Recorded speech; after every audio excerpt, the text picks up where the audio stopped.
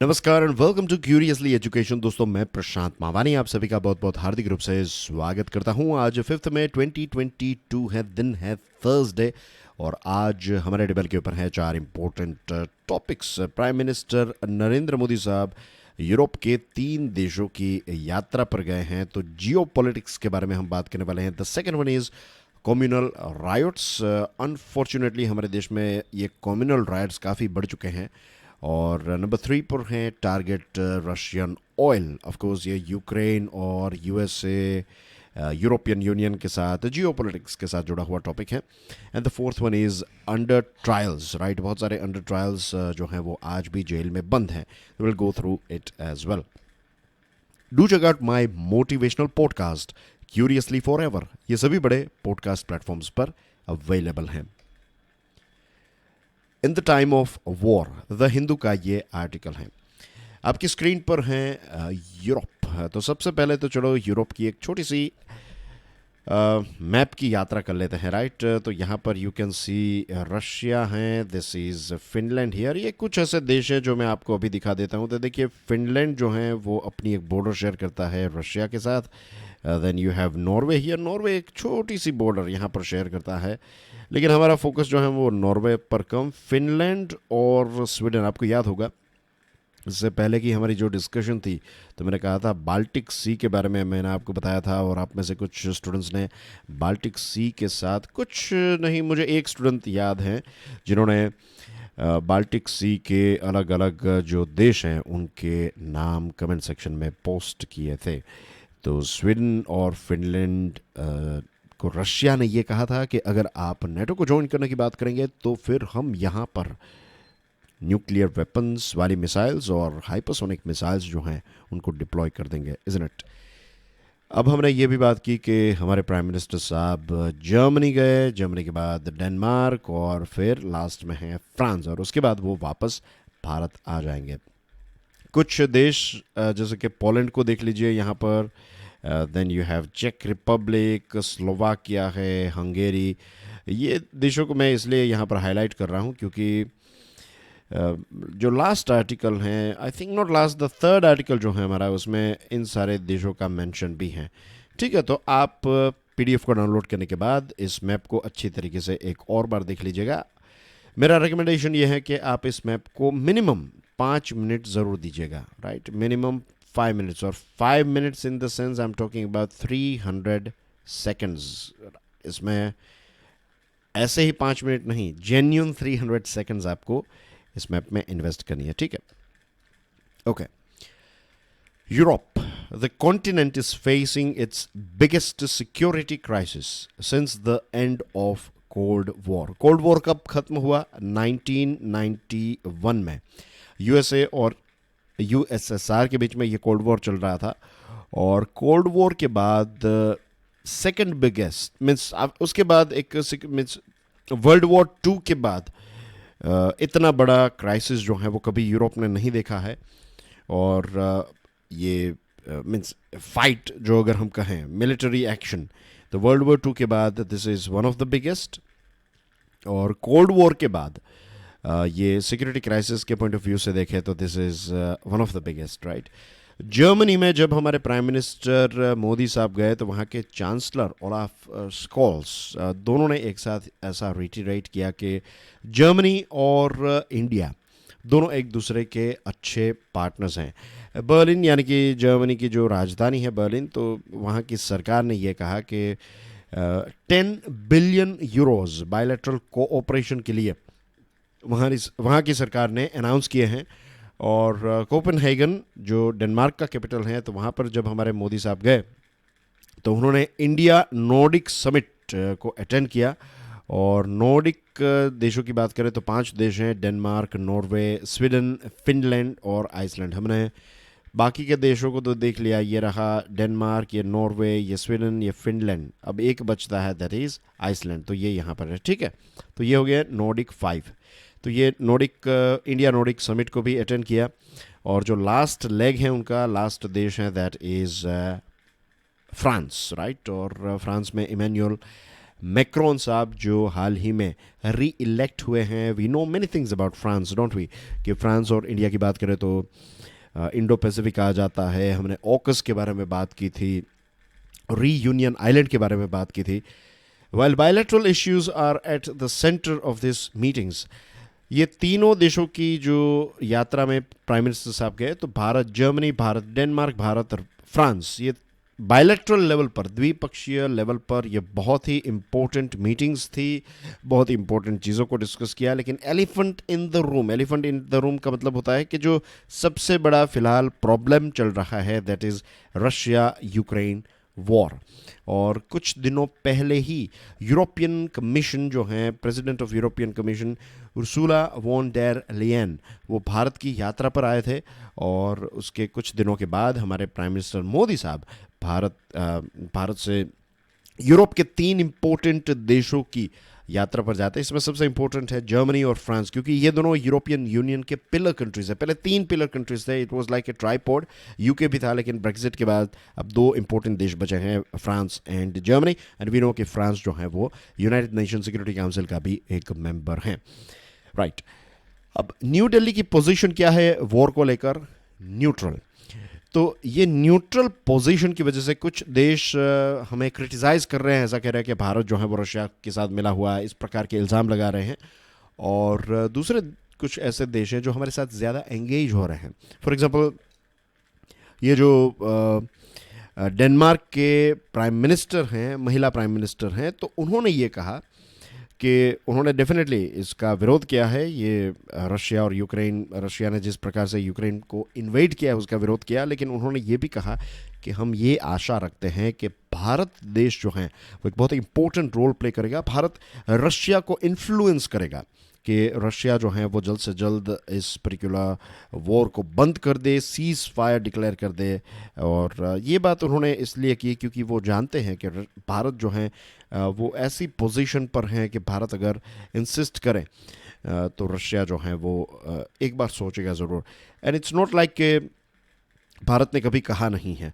देखिए, अलग अलग लेवल पर, अलग अलग समिट्स में भारत ने ये एक स्टेटमेंट दिया है. हमने रशिया के खिलाफ स्टेटमेंट नहीं दिया है क्योंकि रशिया के साथ हमारे स्ट्रेटेजिक रिलेशनशिप हैं.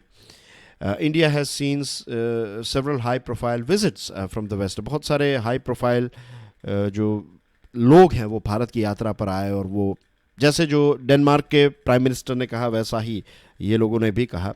भारत के अच्छे रिलेशनशिप हैं रशिया के साथ, स्ट्रेटेजिक रिलेशनशिप हैं. और भारत ने अलग अलग लेवल पर, अलग अलग स्टेजेस में ये भी कहा है कि सीज़ फायर हो जाना चाहिए, झगड़ा जो है उसका किसी को फ़ायदा नहीं होगा, एक्सेट्रा. तो हमने कहा. और जो बैक चैनल में जो डिप्लोमेट्स एक दूसरे के साथ बातचीत करते हैं तो उसमें भी हम हमारे पॉइंट्स रखते ही होंगे. This is how it works, right. ऐसे पॉइंट्स रखे जाते हैं कि देखिए इससे ये हो रहा है, हमारे देश में ये इम्पैक्ट हो रही है, इस प्रकार से बातचीत होती है. तो भारत अपनी तरफ से पूरी कोशिश कर रहा है, क्योंकि युद्ध 2 देशों के बीच में चल रहा है, किसी और कॉन्टिनेंट में चल रहा है, लेकिन इसकी इम्पैक्ट हम सब पर हो रही है. Is it just example, fuel price. तो India has seen many people coming to India और यहाँ पर आकर बातचीत कर रहे हैं. और कुछ ऑफिशियल्स ने ये भी कहा कि भारत को रशिया के साथ जो ट्रेड हैं, ख़ास करके जो फ्यूल का ट्रेड, भारत को डिस्काउंट में फ्यूल देने की बात थी, तो ये चीज़ें जो हैं वो भारत को रशिया से नहीं खरीदनी चाहिए, ऐसी वो यहाँ पर सलाह आकर देकर गए हैं. लेकिन ये उनका एक पॉइंट था. We know, the world knows कि हम ना के बराबर ऑयल जो है वो रशिया से ख़रीदते हैं. और फिर देखिए, ये सारे कुछ ऐसे देश हैं वो जानबूझकर ऐसा कहकर चले जाते हैं. अब आई डोंट थिंक सो कि भारत उनकी बात सुनेगा भी. हम उनका इंसल्ट नहीं करेंगे of course, right, but definitely we will not pay any attention to their advice, free advice. Nordic 5 की बात करें तो स्वीडन और फिनलैंड, जिनको हमने लोकेट किया, अब ये दोनों देश ये सोच रहे हैं कि न्यूट्रलिटी को छोड़कर नेटो की मेंबरशिप की तरफ आगे बढ़े. मैं कहूँगा कि ये एक बहुत बड़ी गलती होगी, क्योंकि नेटो की मेंबरशिप एक्सपांशन यानी कि रशिया जो है वो और ज़्यादा भड़क जाएगा. और यहाँ पर यूक्रेन में यही हुआ है.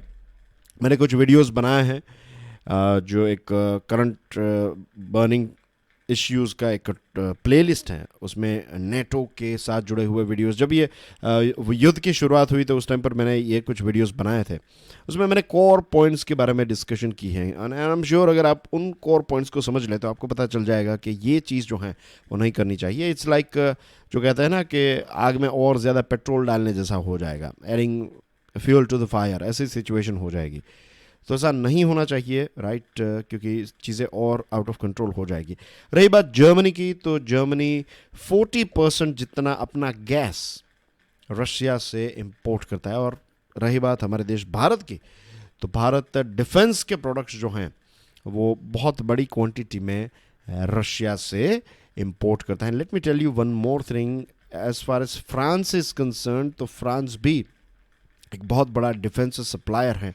आई थिंक लास्ट ईयर, क्योंकि हमने जेट्स खरीदे, तो डिफेंस का आंकड़ा देखेंगे तो रशिया से भी ज़्यादा डिफेंस के प्रोडक्ट्स जो हैं वो हमने फ्रांस से खरीदे। I think it was in 2021, if I am not wrong, 2021 या फिर I think 2021। But anyway, the most important thing is कि फ्रांस हमारा एक बहुत बड़ा डिफेंस सप्लायर है, रशिया भी एक बहुत बड़ा डिफेंस सप्लायर है, और हमारे एक बहुत ही स्पेशल रिलेशन है रशिया के साथ, as we know. While the Russian aggression has prompted Germany to raise its defense spending and join the Western sanctions regime, ये जो sanctions regime है उसके बारे में हम विस्तार से चर्चा करेंगे, इस पॉइंट को फिलहाल छोड़ देते हैं।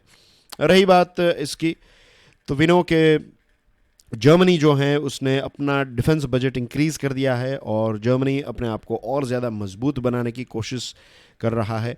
इस पर्टिकुलर आर्टिकल में ये स्टेटमेंट आया है कि it has been reluctant in sending weapons to Kyiv, और इससे पहले का आर्टिकल आया था उसमें ये स्टेटमेंट था कि जर्मनी ने अब हथियार जो हैं वो देने की शुरुआत जो है वो यूक्रेन को कर दी है। तो ये एक कंफ्यूजन जैसी सिचुएशन है। Means to be honest I also don't know कि किसकी बात हम माने, कि इससे पहले का आर्टिकल या ये वाला आर्टिकल। दोनों आई थिंक हिंदू न्यूज़पेपर में ही, ये पिछला वाला आर्टिकल भी द हिंदू न्यूज़पेपर का, ये वाला तो है ही द हिंदू का, तो ऐसा कभी हो जाता है। बट अब नेटो के कुछ देश जो हैं वो तो यूक्रेन को हथियार प्रोवाइड करने लगे हैं। जर्मनी का we are not sure, will leave this point for now. मैं इसलिए इसको मेंशन कर रहा हूँ कि अगर आप इस आर्टिकल को पढ़ेंगे और फिर आप पुराने आर्टिकल को याद करेंगे, and then you will realise कि पहले ऐसी बात हुई थी, अब ऐसी बात हुई है, तो अभी इस पॉइंट को हम क्या करते हैं, ड्रॉप कर देते हैं, ठीक है। और ये वाला पॉइंट जो है उसको हम डिस्कस करने वाले हैं, ये सैंक्शन वाला, तो वेस्टर्न सैंक्शन वाला। मिस्टर स्कोल्स जो हैं चांसलर, तो उन्होंने रशिया के बारे में ये स्टेटमेंट दिया, stop this senseless murder and withdraw your troops, ऐसा जर्मनी ने कहा ऑफिशियली। और प्राइम मिनिस्टर मोदी साहब ने शब्दों का इस्तेमाल जो है वो थोड़ा अलग किया। उन्होंने कहा कि इस युद्ध में किसी की भी जीत नहीं होगी, डायलॉग या फिर बातचीत के माध्यम से ही चीज़ों को हम सॉल्व कर सकते हैं।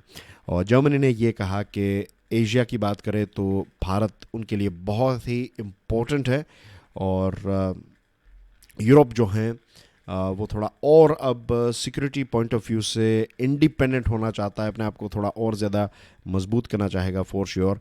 और पोस्ट कोल्ड वॉर एरा की बात करें 1991 के बाद भारत ने वेस्टर्न वर्ल्ड के साथ, रशिया के साथ, दोनों के साथ अच्छे रिलेशनशिप मेंटेन किए हैं, और शायद इसी वजह से आज हम इस पोजीशन पर हैं कि हम न्यूट्रली भी एक्ट कर पा रहे हैं। बट चीज़ें जो हैं वो थोड़ी अब और ज़्यादा डिफ़िकल्ट होगी भारत के लिए, क्योंकि रशिया ने जिस प्रकार से स्टैंड लिया है, जिस प्रकार से न्यूक्लियर वॉर और इन सारी चीज़ों की बातचीत हो रही है, तो ये थोड़ा डिफ़िकल्ट हो जाएगा भारत के लिए रशिया के साथ स्मूथली रहना। मीन्स भारत को थोड़ा फर्म रहना पड़ेगा, फर्म इन द सेंस थोड़ा हमें रशिया को थोड़ी ऊंची आवाज़ में उनको बताना भी पड़ेगा, हमारा मैसेज कन्वे करना पड़ेगा कि देखिए एग्रेशन जो है फिर आप बढ़ाते जाएंगे तो फिर हमारे ऊपर भी प्रेशर बढ़ता जाएगा, और ये सारी चीज़ों की इम्पैक्ट तो हमारे देश पर हो ही रही है, isn't it. Communal Tinder box, the Tribune का ये आर्टिकल है। देखिए हमारे देश में अलग अलग जगहों पर, दिल्ली में, पटियाला में, दिल्ली में स्पेसिफिकली जहांगीरपुरी में, फिर पटियाला में, जोधपुर में, मध्य प्रदेश के एक एरिया में, तो अलग अलग जगहों पर ये न्यूज़ आइटम आई हैं कि यहाँ पर कम्युनल राइट्स जैसी सिचुएशन हमें देखने को मिली। और आजकल माहौल ऐसा हो गया है कि आप एक दो शब्द भी कह देंगे और कम्युनल फायर जो है वो स्टार्ट हो जाएगा।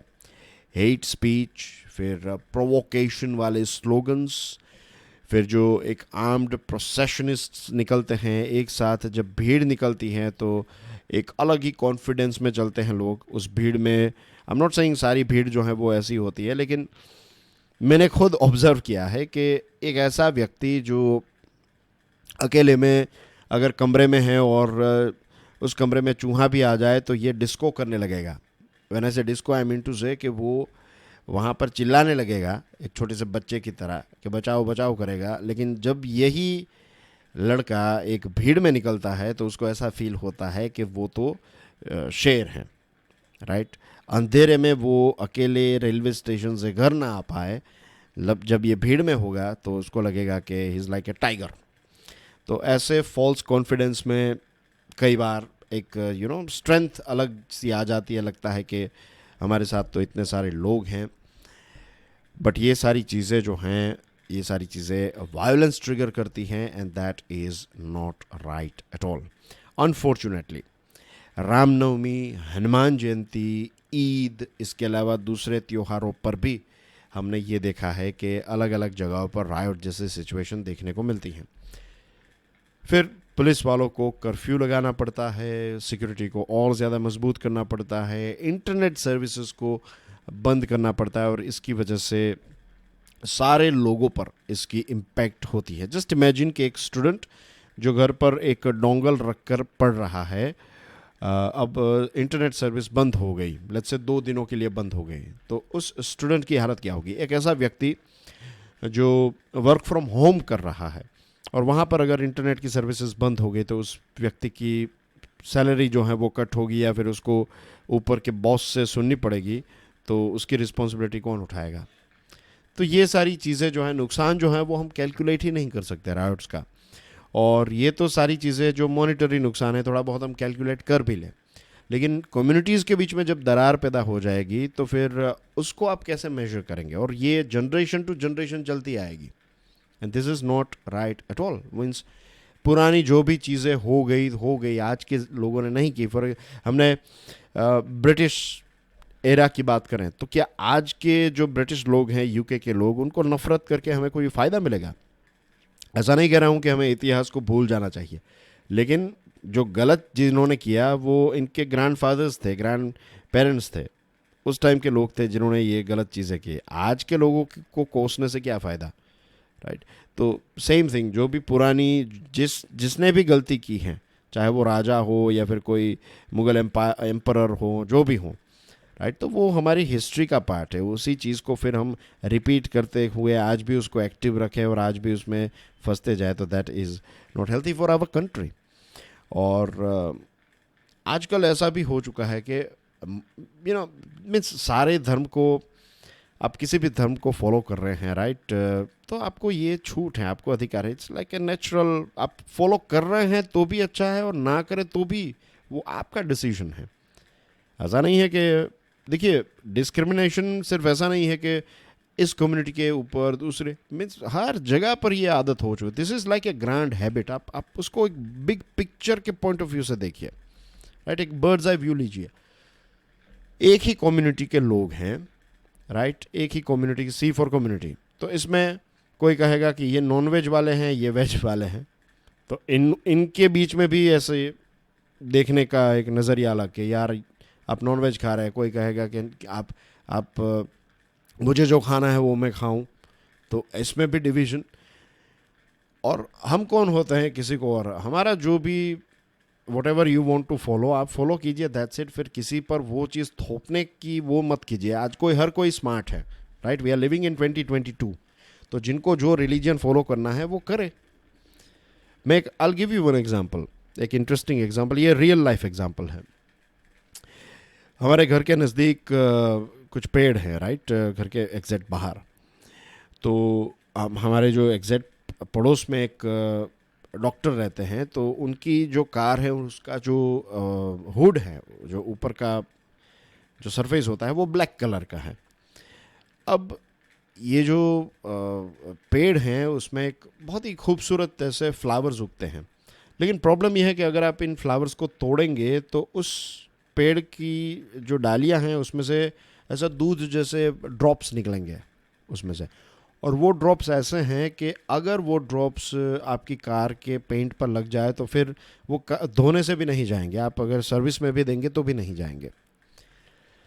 अब हुआ ऐसा कि ये चीज़ हो रही थी और जो अंकल हैं उन्होंने, मैं भी एक दिन ऐसे ही एक्सरसाइज कर रहा था तो अंकल को मिल गया, हेलो हाय हो गया, एंड ही टोल्ड मी कि सुबह अर्ली मॉर्निंग एक दूसरे अंकल आते हैं और वो फूल तोड़ते हैं, क्योंकि वो फूल वो किसी पर्टिकुलर रिलीजियस जगह पर लेकर जाते हैं वो फूल। तो एक दिन अर्ली मॉर्निंग मैंने उन अंकल को देखा और बहुत ही प्यार इज़्ज़त से मैंने उनके साथ बात की और मैंने उनको समझाया कि देखिए अंकल, ये प्रॉब्लम है कि ये पेड़ जो है ना, मीन्स आप ये फ्लावर्स तोड़ रहे हैं, आपको भले ही XYZ पर्पस के लिए लेकर जाने हैं, लेकिन इस आपके फ्लावर तोड़ने की वजह से इस पर्टिकुलर व्यक्ति का नुकसान हो रहा है। तो इतनी डिस्कशन की, लेकिन वो अंकल बोले कि देखिए मैं तो, मेरे पास भी गाड़ी, मीन्स वो दूसरे ही ट्रैक पे चले गए। उन्होंने कहा कि मेरे पास 2 गाड़ियां हैं। मैंने उनको ऐसा पूछा भी नहीं था कि आपके पास कितनी गाड़ी है। अब ये जो एक रियल लाइफ स्टोरी है, एक एग्जाम्पल जो है, उसमें हमने क्या सीखा, मैंने क्या सीखा कि यार आपको ऊपर वाले को मनाना है या फिर आपकी अंदर से जो भी चाहत है, for God, for Allah, for भगवान, राइट, जो भी अलग नाम दे दें हम, आप अपनी रिलीजियस प्रैक्टिसेस के लिए अगर दूसरों को नुकसान पहुंचा रहे हैं तो जस्ट इमेजिन कि क्या मीन्स आपकी प्रार्थना जो है वो सुनी जाएगी। एक लॉजिकल क्वेश्चन है। क्या आप, जो फूल वाला एग्जांपल मैंने आपको, same thing goes with loud speakers, right. अब सुप्रीम कोर्ट ने 2005 में ये गाइडलाइंस दी थी कि लाउड स्पीकर्स और म्यूज़िक सिस्टम्स जो हैं ये पब्लिक प्लेसेस में नहीं होनी चाहिए। फिर यहाँ पर अजान भी नहीं होनी चाहिए, हनुमान चालीसा भी नहीं होनी चाहिए, कीर्तन नहीं होने चाहिए, या फिर जो भी XYZ अलग अलग पार्ट होते हैं, we have to follow supreme court. और नॉइज़ पोल्यूशन हम वैसे कहते हैं कि सारे एनिमल्स और सारी चीज़ें जो हैं वो ऊपर वाले ने बनाई हैं, ऊपर वाले की मर्ज़ी के बिना एक पत्ता भी नहीं हिल सकता, ये बड़ी बड़ी बातें हम कह देते हैं। लेकिन क्या हमने ये सोचा है कि ये जो नॉइज़ कुछ ऐसे जैसे कि गाय हैं, डॉग हैं, कैट्स, बर्ड्स, ये हमसे थोड़ा ज़्यादा सुनते हैं। ये तो साइंस है ना कि ये कुछ एनिमल्स ऐसे हैं जो हमसे थोड़ा ऊंचा सुनते हैं, मीन्स छोटी सी भी आवाज़ जो है वो उनको हमसे ज़्यादा लाउड सुनाई देती है। जस्ट इमेजिन कि हमारे लाउड स्पीकर्स की इम्पैक्ट उन पर क्या होती होगी। अभी जनवरी में vice president M Venkaiah Naidu साहब ने एक बहुत ही इंटरेस्टिंग स्टेटमेंट कहा कि practice your religion but don't abuse and indulge in hate speech and writings. बहुत ही खूबसूरत बात कि अपना जो भी रिलीजन है फॉलो कीजिए, लेकिन फिर दूसरे व्यक्ति के प्रति हेट स्पीच और ऐसी हेट राइटिंग या फिर ऐसी कोई बात ना कहें। जो अशोक राजा थे, उनका जब ट्रांसफॉर्मेशन हुआ, स्पिरिचुअल ट्रांसफॉर्मेशन, तो उनके जो पत्थर थे ना, अशोक राजा के जो बड़े बड़े पत्थरों पर जो चीज़ें लिखी जाती थी, तो ऐसा एक पत्थर जूनागढ़ में है, गुजरात में। और इस पत्थर पर ऐसा लिखा गया है, as far as I know, ये बहुत टाइम पहले की मैं बात बता रहा हूँ, वी वेंट देयर, मैं गया हूँ वहाँ पर, वो मैंने देखा भी है पत्थर। लेकिन वहाँ पर ऐसा कुछ लिखा गया है कि जब आप किसी दूसरे व्यक्ति के रिलीजन को नीचा दिखाने की कोशिश करते हैं तो उस व्यक्ति का नहीं, आपका खुद का रिलीजन जो है ना, आप जो भी प्रैक्टिस फॉलो करते हैं वही डाउन जाती है। तो as educated people of this country, as a young generation, at least we have to understand कि पॉलिटिकल लीडर्स, रिलीजियस लीडर्स भले ही किसी प्रकार के स्टेटमेंट्स क्यों ना दें, ऑलवेज रिमेंबर कि जो व्यक्ति आपके अंदर फियर जनरेट कर रहा है ना, वो हमेशा कुछ ना कुछ उसका एजेंडा होगा। अगर वो आपको ये कह रहा है कि आप ये नहीं करेंगे तो आपकी कम्युनिटी के साथ ये हो जाएगा, वो हो जाएगा, ये सारे फियर्स हैं, राइट। कुछ ऐसा नहीं, मीन सारी चीज़ें जो हैं आने वाले समय में और ज़्यादा लोग जो हैं वो अच्छी लाइफ, हमसे भी अच्छी लाइफ जो है वो जीने वाले हैं, अगर हमने क्लाइमेट चेंज को रोक लिया तो, वरना फिर बर्बादी बर्बादी है। और इस प्रकार की कम्युनल डिस्टर्बेंसेस जो हैं वो भारत के लिए ख़राब है, क्योंकि अभी हम आज़ादी का अमृत महोत्सव मना रहे हैं और इतने सालों के बाद क्या भारत इसी चीज़ों में फंसा हुआ है? We don't want to see our country in this sort of things, is not. Target Russian oil, times of India का ये आर्टिकल है। अब जो यूक्रेन में युद्ध चल रहा है उसने एक नई दिशा ले ली है। और रशिया जो है वो अब यूक्रेन के ईस्ट और साउथ को टारगेट करने लगा है। अब यूरोप जो है, जो मैंने आपको कहा था ना सैंक्शन वाला पॉइंट हम डिस्कस करेंगे, वेस्ट सैंक्शन, तो यूरोप अब नए सैंक्शंस लगाने की कोशिश कर रहा है। रशियन ऑयल को टारगेट किया जाएगा और आने वाले 6 महीनों के अंदर यूरोपियन मेंबर्स जो ईयू के मेंबर्स जो हैं, यूरोपियन यूनियन के मेंबर्स, वो रशिया से क्रूड ऑयल खरीदना बंद करेंगे और आने वाले 1 साल के अंदर रशिया से रिफाइंड ऑयल खरीदना बंद करेंगे। ऐसा डिसीजन लिया गया है, लेकिन it's not going to be that easy. और इसमें सिर्फ ऑयल ही है, गैस इसमें इंक्लूडेड नहीं है। रही बात ऑयल की, तो यूरोपियन यूनियन हर रोज़ 3 से 3.5 मिलियन बैरल ऑयल जो है वो रशिया से इंपोर्ट करता है। दैट मीन्स हर रोज़ $400 मिलियन का ऑयल यूरोपियन यूनियन रशिया से खरीदता था। अब ऑयल को बैन कर देना, it's not going to be that easy. Hungary और स्लोवाकिया जैसे देशों को थोड़ी टाइमलाइन ज़्यादा दी गई है, उनको 20 मंथ्स का टाइम दिया गया है कि 20 मंथ्स के अंदर आपको यानी कि 1.5 साल से थोड़ा ज़्यादा इतने समय में आपको ऑयल और ये ऑयल ख़रीदना जो है वो रशिया से बंद करना है। चेक रिपब्लिक और बल्गेरिया ने कहा है कि हमें भी उतना ही वक्त दीजिए। तो यहाँ पर यूरोप में एक डिवीज़न स्टार्ट हो चुका है और इस चीज़ का फ़ायदा डेफिनेटली रशिया उठाएगा। रशिया ने पोलैंड और बल्गेरिया जैसे देशों को लास्ट वीक गैस प्रोवाइड करना जो है बंद किया, तो वहाँ पर इन्फ्लेशन और ये सारी चीज़ें होगी। और यूएस से कुछ $33 बिलियन यूक्रेन को देने वाला है, ऐसी बात सुनाई जा रही, मीन्स सुनने को मिल रही है। और वेस्टर्न वर्ल्ड जो है वो अपना गोल पोस्ट, पहले गोल ये था कि यूक्रेन को बचाना, अब यूक्रेन को बचाना नहीं, अब रशिया को बर्बाद करने का गोल जो है वो हो चुका है। तो चीज़ें जो हैं वो एक नई डायरेक्शन में जा रही हैं और जितना लंबा ये इश्यू चलेगा उतना ही ग्लोबल इकोनॉमी को नुकसान होगा और उतना ही प्रॉब्लम हमारे देश को होगा। नरेंद्र मोदी साहब यूरोप की टूर में गए, उसके बारे में हमने बात की और उन्होंने ये भी कहा कि no one is going to win, right, no one is winning part in this war. और हर किसी को, खास करके डेवलपिंग देश जैसे कि भारत जैसे देश को, इन्फ्लेशन और महंगाई का सामना करना पड़ेगा। Jail rush of under trials, the Tribune का ये आर्टिकल है। हाल ही में हमारे प्राइम मिनिस्टर नरेंद्र मोदी साहब ने ये कहा कि हमारे देश में बहुत ज़्यादा मात्रा में अंडर ट्रायल्स हैं और गरीब परिवारों से आते हैं, ऑर्डिनरी परिवारों से आते हैं और जब भी पॉसिबल हो तो हमें बेल देकर उनको छोड़ देना चाहिए। 2020 का एनसीआरबी का रिकॉर्ड ये कहता है कि 76% यानी कि टोटल 4.7 लाख टोटल प्रिजनर्स जो हैं उसमें से 76% यानी कि 3.7 लाख लोग जो हैं वो अंडर ट्रायल्स हैं। और अंडर ट्रायल्स में 68% लोग जो हैं वो अनपढ़ हैं, स्कूल ड्रॉप आउट्स ऐसे लोग हैं। It's a matter of shame के, और ये हमें समझना भी चाहिए कि ज़्यादातर क्राइम्स जो हैं उसका, कहते हैं ना कि सारी चीज़ों का सॉल्यूशन क्या है, एजुकेशन है। डेफिनेटली अगर एजुकेशन इम्प्रूव हो जाए, क्वालिटी एजुकेशन दिया जाए, स्किल्स दी जाए, तो क्राइम रेशियो भी धीरे धीरे कम हो जाएगा। दिल्ली, जम्मू एंड कश्मीर में हाईएस्ट रेशियो अंडर ट्रायल्स का 91% जितना है, पंजाब में 85% जितना है, which is a matter of shame of course. और 76% जितने जो अंडर ट्रायल्स हैं तो उनके ऑफेंसेस आईपीसी के तहत है। बाकी के जो हैं वो स्पेशल और लोकल लॉज जैसे कि एनडीपीएस, यूएपीए के तहत उनको प्रिजन में रखा गया है। अब जो क्रिमिनल लॉ हैं वो अंडर ट्रायल्स के प्रति एक प्रकार की हॉस्टिलिटी दिखाता है और बहुत सारे ऐसे अंडर ट्रायल्स हैं वो ना तो बेल अफोर्ड कर पाते हैं, ना तो वो वकील को रख पाते हैं अपने लिए, राइट, और कोई गारंटर भी नहीं होता है कि उनको बेल मिल जाए।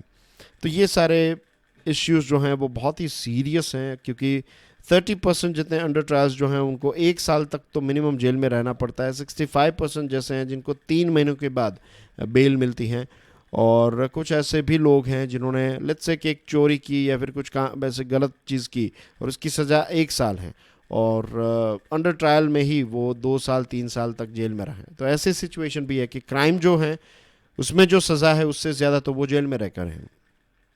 तो this are issues that are going on और हाई कोर्ट को इसमें एक स्टैंड लेना चाहिए। देखिए, राइट टू बेल जो जेन्युइन केसेस में ये दे देनी चाहिए, राइट टू बेल, और ज़्यादा जजेस की ज़रूरत है, प्रोसिक्यूटर्स की ज़रूरत है और वीडियो कॉन्फ्रेंसिंग जितनी जहाँ पर टेक्नोलॉजी का इस्तेमाल कर सके करके हमें चीज़ों को थोड़ा और स्पीडी बनाना चाहिए। जो छोटे छोटे ऑफेंसेस हैं उनको अलग कोर्ट में हैंडल किया जाए, जो लोग अपने गुनाह को कन्फेस करने के लिए तैयार हैं तो उनके लिए अलग कोर्ट्स में उनको पेश किया जाए। तो ऐसी कुछ चीज़ें अगर हम करेंगे तो हम अंडर ट्रायल्स जो हैं उनको सॉल्व, फिर ऐसा भी होता है कि एक बार एक व्यक्ति जो है वो अंडर ट्रायल के तौर पर जेल में जाकर आता है तो वो फुल फ्लेज क्रिमिनल बनकर आता है, क्योंकि वहाँ पर उसके कॉन्टेक्ट्स बन जाते हैं, बड़े बड़े भाई लोग वहाँ पर हैं।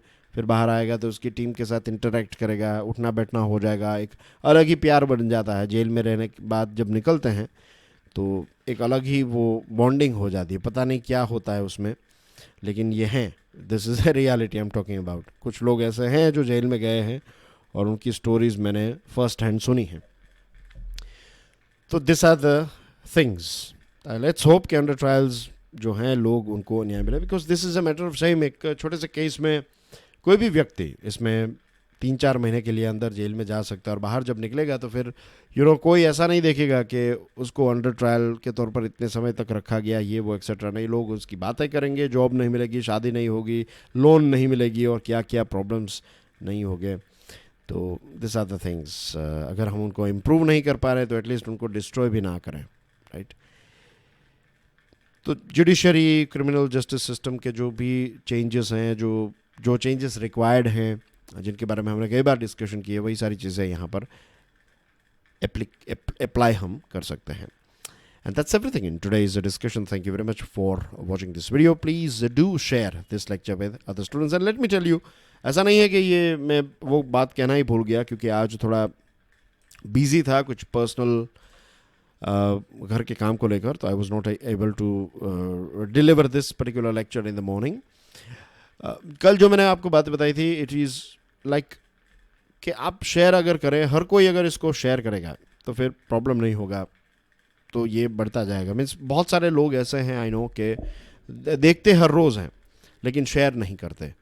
तो अगर चीज़ें जो है वो ग्रो नहीं होगी, मीन्स ये सीरीज़ ग्रो नहीं होगी, तो फिर सॉल्यूशन यही है कि इसको बंद करना पड़ेगा। आई एम नॉट सेइंग कि कल ही बंद कर देने की बात है, अगर ये ग्रो होगी तो फिर कोई बंद करने का प्रॉब्लम मीन्स सवाल ही नहीं है।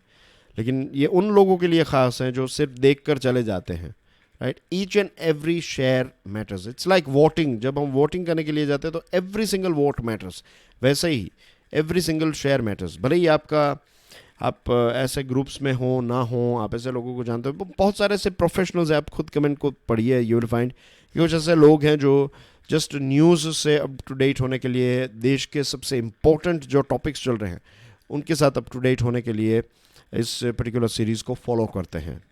तो ऐसा नहीं है कि आप एग्जामिनेशन वाले स्टूडेंट्स को ही शेयर करें, एग्ज़ाम की तैयारी नहीं कर रहे तो भी एज ए क्यूरियस सिटीज़न आपको ये डिस्कशन जो है वो डेफिनेटली काम आएगी ही, इसमें कोई डाउट है ही नहीं। आप किसी पार्टी में जाएंगे, कहीं पर भी जाएंगे, शादी में जाएंगे, आप रशिया यूक्रेन की बातें चलेगी, आपके पास कितने सारे अच्छे पॉइंट्स होंगे। तो सोशलाइजिंग के लिए भी अच्छा है and it helps everywhere. Business की मीटिंग में कहीं पर जाएंगे, it helps you to break the that जो ऊपर का लेयर है उसको तोड़ने के लिए it helps you can break the ice with it. के स्टार्टिंग जो है बातचीत के कुछ बातचीत हुई and then you can say okay prime minister साहब भी 3 देशों की यात्रा पर गए थे, he went to France, Germany, Denmark. I like France, उनकी तस्वीर देखी है, someday I would like to visit there etcetera, वहाँ से बातचीत हो सकती। I am just giving you example. तो हर किसी के लिए ये हैं, तो share it, right. Share every single day, share it everywhere as much as possible. मैं भी करता हूँ, आप भी कीजिए, and let's make it work together. ये मैं अकेला नहीं कह सकता, आपके साथ के बिना ये पॉसिबल नहीं है। So that's why it's very important that you share it with your social circle every single day. Thank you very much. God bless you all. Jai Hind.